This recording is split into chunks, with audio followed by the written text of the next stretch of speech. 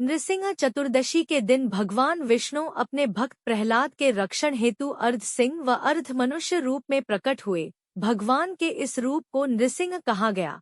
वैशाख शुक्ल चतुर्दशी त्योहार अर्थात नरसिंह जयंती व्रत के नियम, दिशा निर्देश एवं प्रक्रिया श्रीहरि के एकादशी व्रत के समान ही होते हैं। नरसिंह जयंती से एक दिन पहले भक्त केवल एक ही प्रहर भोजन ग्रहण करते हैं।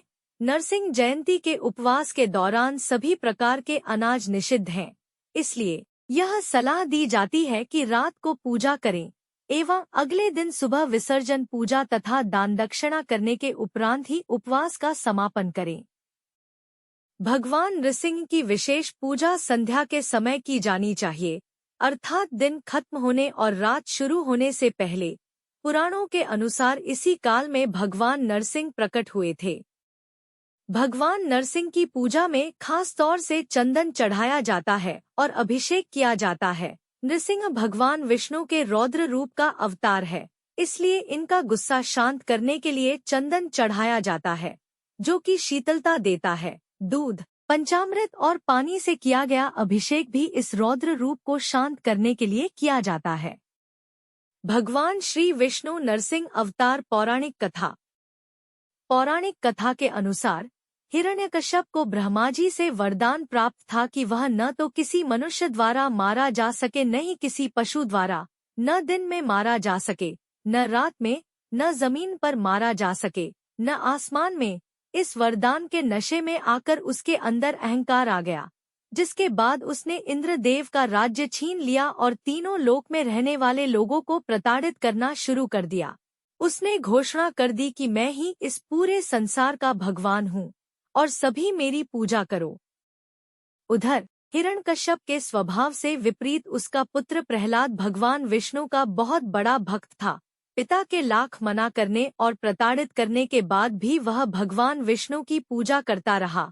जब प्रहलाद ने अपने पिता हिरण्यकश्यप की बात नहीं मानी तो उसने अपने ही बेटे को पहाड़ से धकेल कर मारने की कोशिश की, लेकिन भगवान विष्णु ने अपने भक्त प्रहलाद की जान बचा ली। इसके बाद हिरण्यकश्यप ने प्रहलाद को जिंदा जलाने की नाकाम कोशिश की। अंत में क्रोधित हिरण्यकश्यप ने अपने पुत्र प्रहलाद को दीवार में बांधकर आग लगा दी और बोला, बता तेरा भगवान कहाँ है? प्रहलाद ने बताया कि भगवान यही है, जहाँ आपने मुझे बांध रखा है।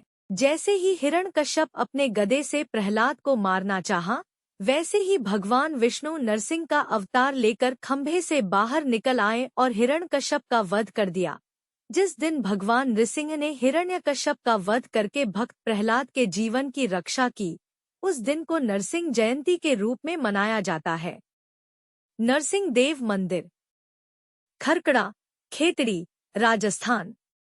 यह मंदिर सतयुग कालीन है। कहते हैं कि यहाँ पर भृगु ऋषि ने तपस्या की थी। जब विष्णु जी ने नरसिंह जी का अवतार लेकर हिरण्यकश्यपु का वध किया, तब भृगु ऋषि ने भगवान विष्णु को याद किया और तब भगवान नरसिंह जी ने उन्हें दर्शन दिए और यहाँ पर अपने नाखूनों से एक कुंड का बनाया और अपने शरीर को साफ किया और यहीं पर अंतर्ध्यान हुए।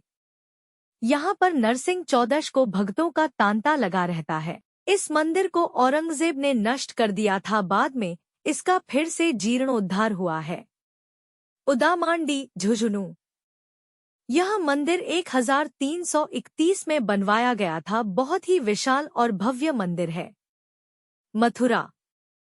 अति प्राचीन मथुरापुरी में भगवान नरसिंह का मंदिर मानिक चौक में स्थित है। यहाँ भगवान नरसिंह और वाराह की घाटी है। यहाँ नरसिंह चौदस को भगवान नरसिंह का उत्सव मनाया जाता है तथा लीला भी की जाती है। शरभ और नृसिंह युद्ध विष्णु पुराण और शिव महापुराण के साथ साथ लिंग पुराण में भी वर्णित है। यह कथा कुछ इस प्रकार है। हिरण्यकशिपु के वध के पश्चात भी भगवान नरसिंह का क्रोध शांत करने में प्रहलाद भी विफल हो गए थे। उन्हें शांत करने के लिए देवताओं ने भगवान शंकर से गुहार लगाई।